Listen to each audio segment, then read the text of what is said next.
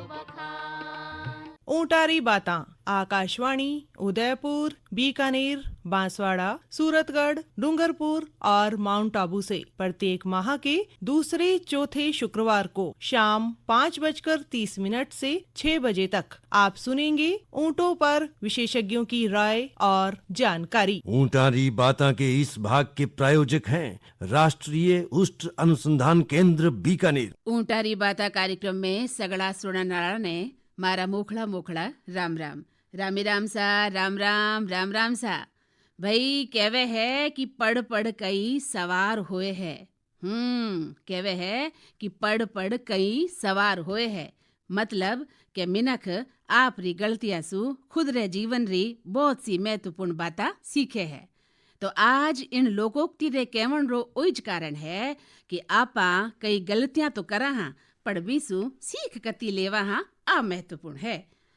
अबे देखो सा तेज तावड़ो पड़े है और आपा ठंडी जिग्या खनी जावन रोमन बनावा हाँ है नी, यानी पर्यटन माते निकला हाँ। भाई पर्यटन पर तो जावनो ही चाहिए पर बहुत सारी सावधानियां भी राखनी जरूरी हुआ है। देखो सा हमेशा मौसम रे अनुकूल जगह रो चुनाव करनो है। यात्रा पर निकलो तो पहला टिकट करानी जरूरी है सा, नहीं तो पछे कई बुरी चीजा को सामनो आपने करनो पड़े है। तो टिकट करानी है और रिजर्वेशन करा लेनो है। सफर पर जाता समय मौसम रे अनुरूप ही कपड़ा आदि ले जानो चाहिए और पर्यटन करता थका टाबरा को और बुजुर्गारो विशेष ध्यान राखनो है सा। यात्रा करता थका खावन पीवन री चीजा भी सागे राख लेनी बहुत जरूरी है। तो भाई देखो आज तो ऊंटारी बाता कार्यक्रम रो विषय भी ओइज है कि मरु क्षेत्र में पर्यावरणीय पर्यटन द्वारा ऊंट सु आजीविका। बहुत ही महत्वपूर्ण विषय है कि मरु क्षेत्र में पर्यावरणीय पर्यटन द्वारा ऊंट सु आपा आजीविका की कर कमा सका हाँ। और आज स्टूडियो में मेहमान पधारेड़ा है आदर जोग भानु प्रताप ढाका साहब। आप डिप्टी डायरेक्टर हो टूरिज्म बीकानेर में, तो घणे मानसु आपरो स्वागत है ढाका साहब। नमस्कार और सभी को राम राम और आदाब। बहुत बहुत राम राम डॉक्टर साहब, बहुत बहुत राम राम। तो डॉक्टर साहब कई हाल चाल है आपरा?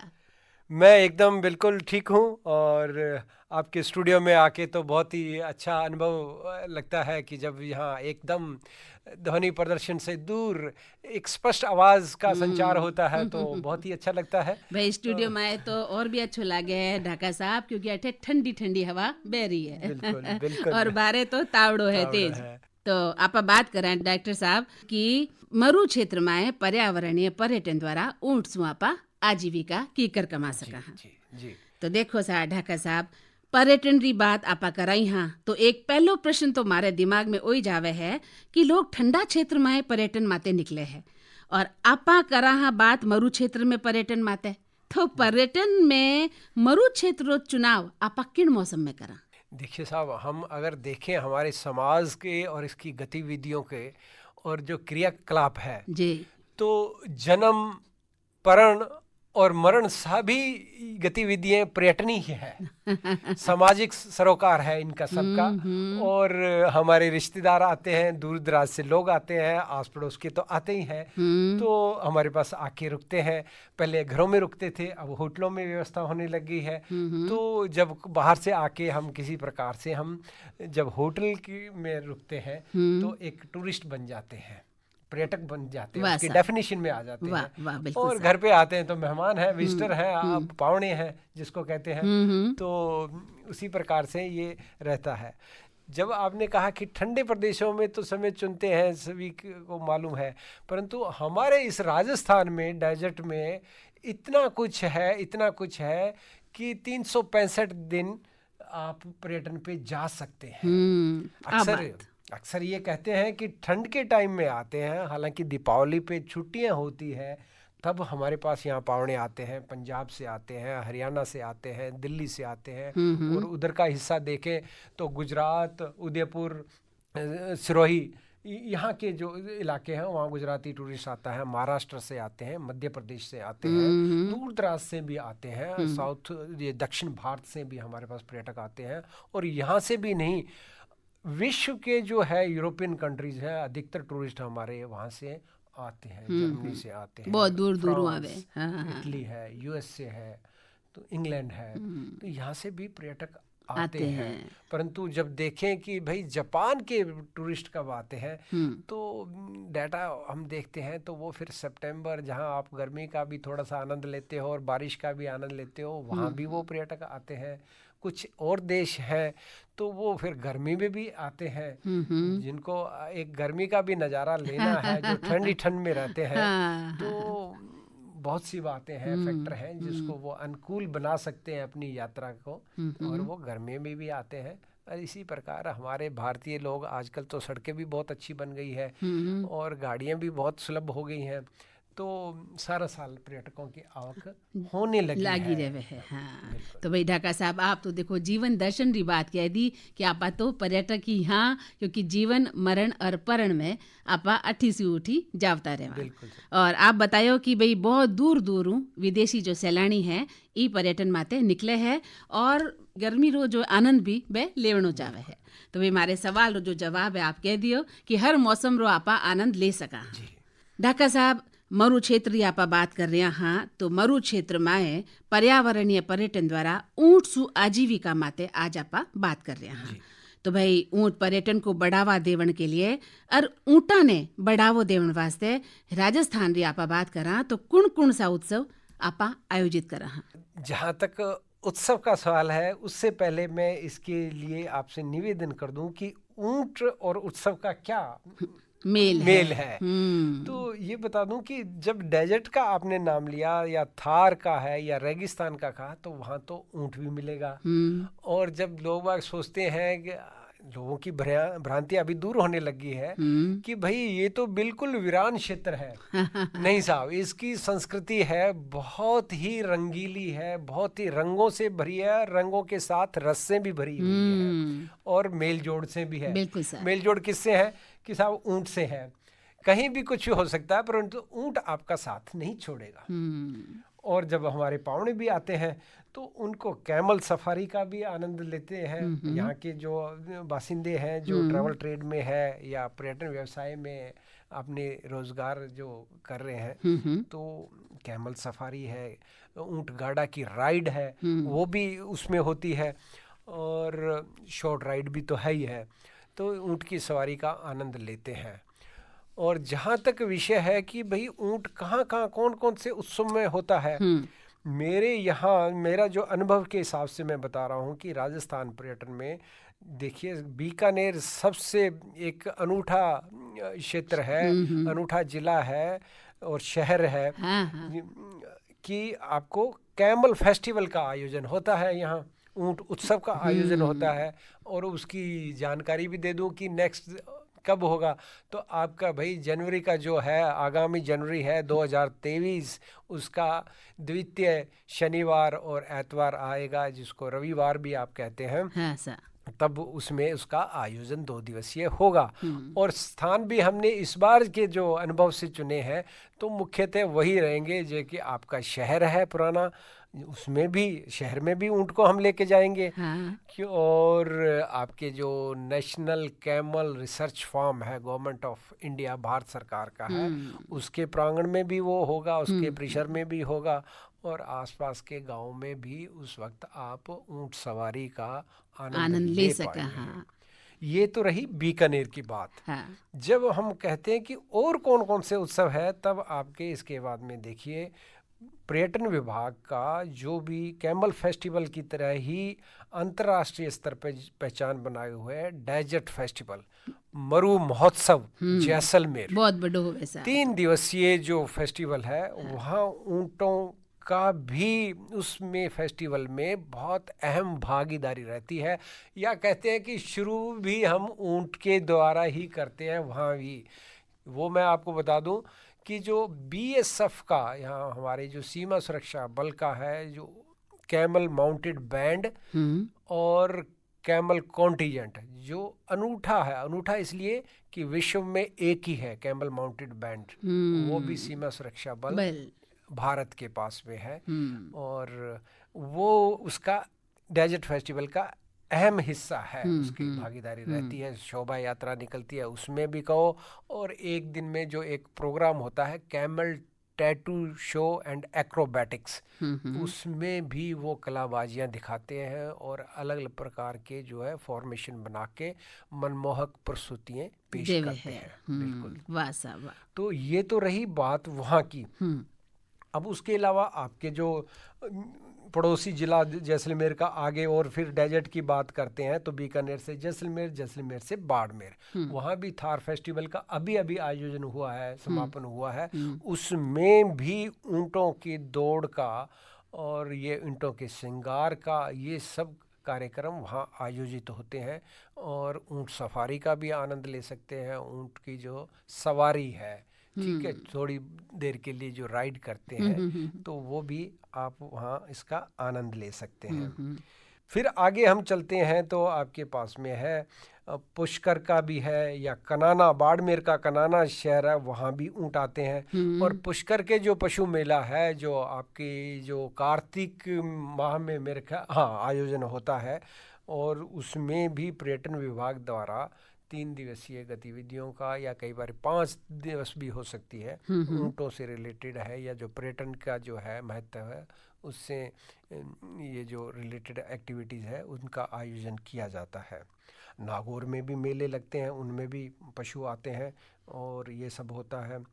इसके अलावा आपका जो भी स्थानीय जो कार्यक्रम होते हैं उनमें ऊँटों को शामिल किया जाने लग गया है आजकल, क्योंकि ऊँटों का जो है परिधान बिल्कुल आपने देखा होगा, नहीं देखा होगा तो रेडियो के माध्यम से, ऑल इंडिया रेडियो के माध्यम से मैं जरूर बताना चाहूँगा कि उसमें जो श्रृंगार किया जाता है, वाह साहब, बहुत तो खूबसूरत श्रृंगार किया जावे।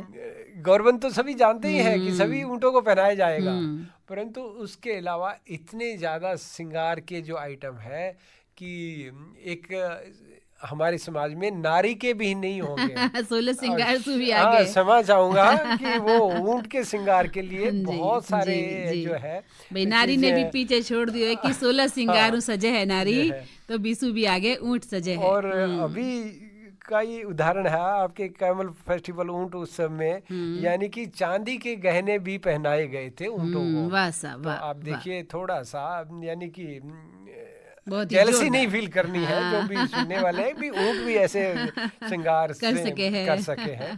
तो ये है। तो भाई जो ऊँट पालक भाई है बाने में सलाम करा हाँ कि ऊँटा ने इतना खूबसूरती सुबह सजावे है। तो भाई ढाका साहब आप बतायो कि कौन कौन सा उत्सव आयोजित किए जावे है, इनमें बतायो आप कि ऊँट सवारी सबू प्रमुख होवे है।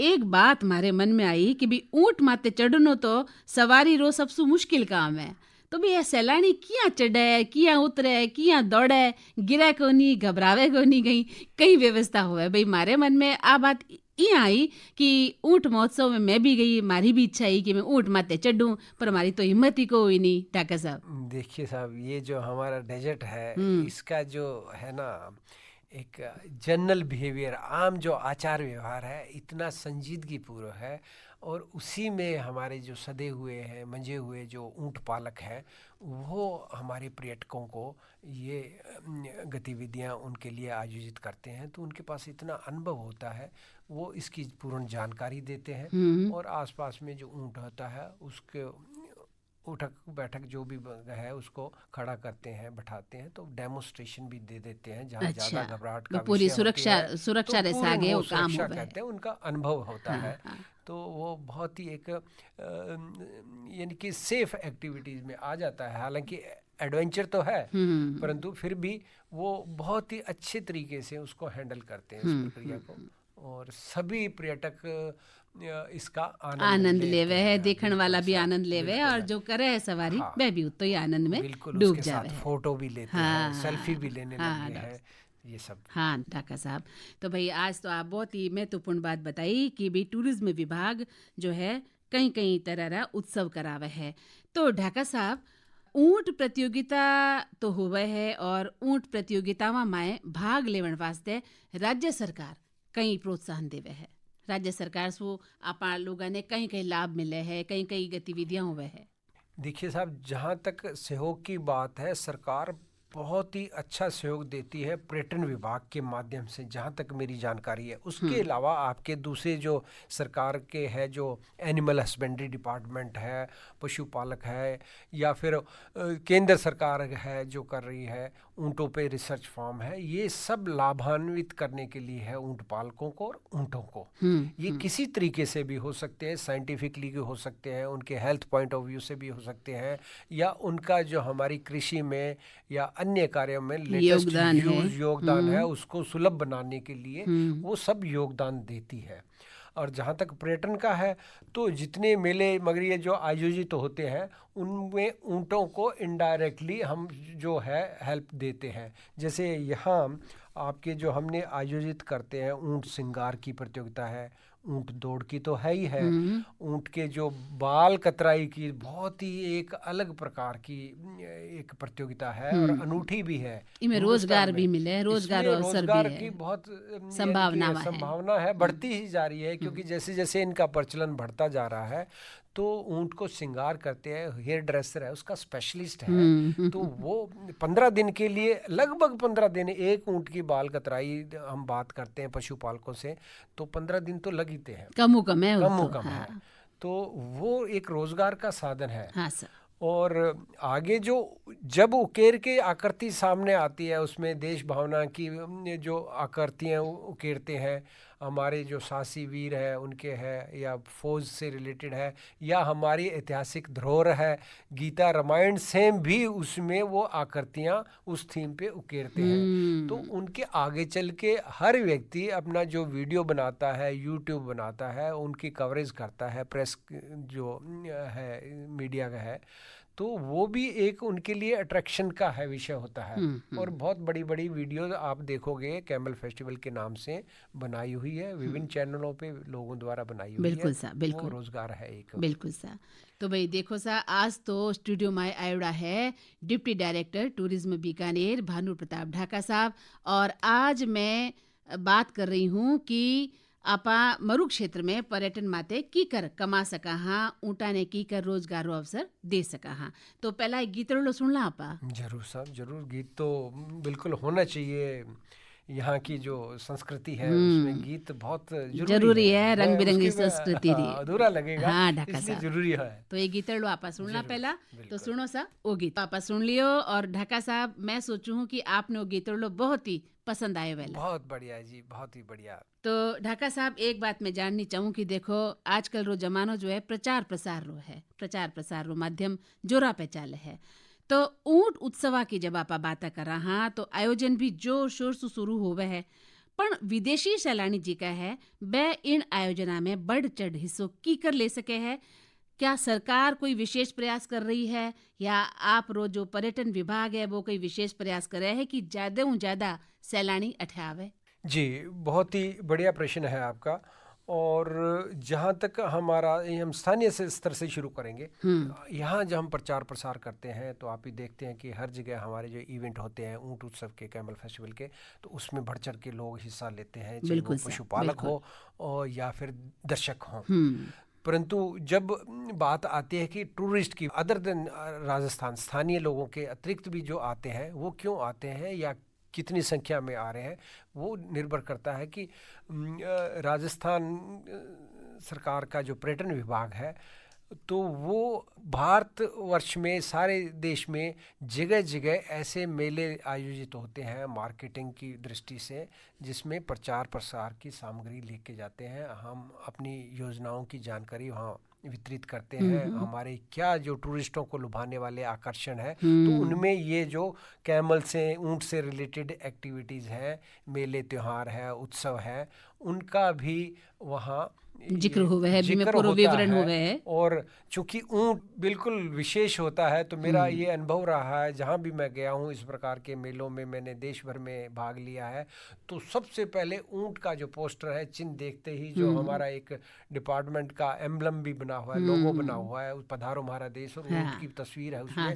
तो वो सबसे अनूठा है। उनको सबको पता चल जाता है कि ये राजस्थान की स्टॉल है, राजस्थान का पेविलियन है, राजस्थान के पर्यटन विभाग से आप बातचीत है कर रहे हो। और वो राष्ट्रीय पशु ऊंट है। बिल्कुल, ये है। वासा तो बहुत यहाँ कहने मतलब वही है आप रे और कि एक थोड़ी सी बीच में जानकारी हाँ, दूंगा, जब हाँ। फिर इसी प्रकार के विदेश में जब मेले होते आयोजित होते हैं और इंटरनेशनल लेवल की जो स्टॉल्स वगैरह होती हैं, उसमें भी राजस्थान पर्यटन विभाग भाग लेता है और इन सब चीजों का प्रचार प्रसार करता है। जोर शोर से हुए ये है। तो है व्यक्तिगत, यानी कि एज ए पर्सन हम पार्टिसिपेट करते हैं। हाँ सर। इसके अतिरिक्त हमारे पास में इतना सारा लिटरेचर है, वो जानकारी प्रेषित की जाती है। और आज जब युग आ गया है सोशल मीडिया का, तो विभाग का एक full fledge social media tree है। इंस्टाग्राम है, ट्विटर है, यूट्यूब वगैरह है, अच्छा, व्हाट्सएप अच्छा है, सा। ईमेल है, सब ये सम्मिलित करते हुए इस पे जानकारियाँ प्रेषित भी की जाती है, प्रदान भी की जाती है, साझा भी की जाती है, इस तरीके से। तो पर्यटन विभाग रो जो मेल है भी में लोग देख सके हैं कि कई कई कार्यक्रम अबे हुएला बिल्कुल, उसके पोर्टल पे पोर्टल पे जार देख सके हैं। हाँ हाँ, बहुत अच्छी जानकारी आप दी कि भी जो पर्यटन विभाग रो पोर्टल है, राजस्थान सरकार रे पर्यटन विभाग रो पोर्टल माते आपा जावा और पूरी जानकारी ले सका हाँ कि आगामी दिना में ऊंट रे बारे में, ऊंट ने लेर कई कई महोत्सव होसी क्यों सा जी। ये पोर्टल है www.tourism.rajasthan.gov.in।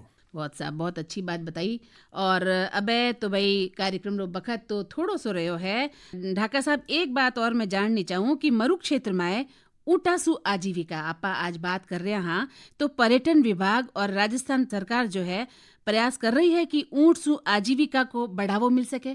बिल्कुल जी, ये जो है हमारी सफारी के माध्यम से है या राइड के माध्यम से है, तो ये मुख्य आकर्षण है। जब राजस्थान में पर्यटक आएगा तो कैमल राइड के बगैर अधूरी है उसकी यात्रा, और सभी जगह हमें प्रोत्साहन दिया जाता है और इसको एडवेंचर टूरिज्म में भी जो पॉलिसी आ रही है उसमें शामिल किया जा रहा है और इसको एक बहुत सुनियोजित तरीके से प्रस्तुत किया जाएगा और भी इसको बढ़ावा मिलेगा जी। और ये आजीविका का है। उसके अतिरिक्त जब ऊँटों को इतना हाईलाइट करते हैं, सजाते हैं, कतरन होती है, तो उसके हैंडीक्राफ्ट तक बनते हैं, उसके जो गोरबंद है उससे भी रोजगार उत्पन्न हो रहा होता है, उसके जो राली है या और गहने हैं, तो उनको सब बनाने वो इनडायरेक्टली यानी कि रोजगार रो अवसर मिल जावे, प्रत्यक्ष और अप्रत्यक्ष रूप से हाँ, आपको रोजगार रा अवसर मिल सके है जी। और ऊँट रे दूध री भी आप जब बात कर रहा तो ऊँट रे दूध तो सबू बड़ो एक व्यवसाय रे रूप में आज उभर रहे है। बिल्कुल सा, ये बहुत ही यानी कि एक इम्पोर्टेंट आइटम बन गया है कि उसके दूध से जो बने हुए हैं दुनिया भर खाद्य सामग्री है या पेय सामग्री है, उसका उत्पाद होने लग गया है। वाह साहब, बहुत ही क्या महत्वपूर्ण जानकारी आज आप मान लोगों ने दी। तो भाई आज स्टूडियो में पधारे रहा भानु प्रताप ढाका साहब, डिप्टी डायरेक्टर टूरिज्म विभाग बीकानेर। तो ढाका साहब आप बहुत बहुत धन्यवाद घणे मानसू कि आप समय निकाल स्टूडियो में आया और इतनी महत्वपूर्ण जानकारी मालूम ने दी। ऑल इंडिया रेडियो और इसके माध्यम से सभी श्रोताओं को बहुत बहुत धन्यवाद। बहुत बहुत धन्यवाद, बहुत बहुत धन्यवाद। तो देखो सा लाए पड़ रही है इन गर्मी में आपने पशुओं रे स्वास्थ्य रो पूरो ख्याल रखनो है सा। ध्यान रखा कि पशुओं के रहने का स्थान साफ सुथरो और हवादार हो। गर्मी सु बचावता पशुओं ने रोज नहलावनो है सा। इन गर्मी में हरो चारो अधिक से अधिक खिलावनो है और ज्यादा से ज्यादा बाने पानी भी पिलावनो है। तो इन बाता रे सागे ही ऊँटारी बाता कार्यक्रम रो बखत पूरो हो सा। संयोजक हा जेपी मीणा, प्रस्तुतकर्ता मीनाक्षी मलिक, तकनीकी प्रमुख नरेश प्रभाकर और तकनीकी सहयोगी सुनील मित्तल हा। अब मंदाकिनी जोशी ने आज्ञा दिड़ाओ। मोखड़ा मोखड़ा, राम राम, राम राम सा, रामी राम।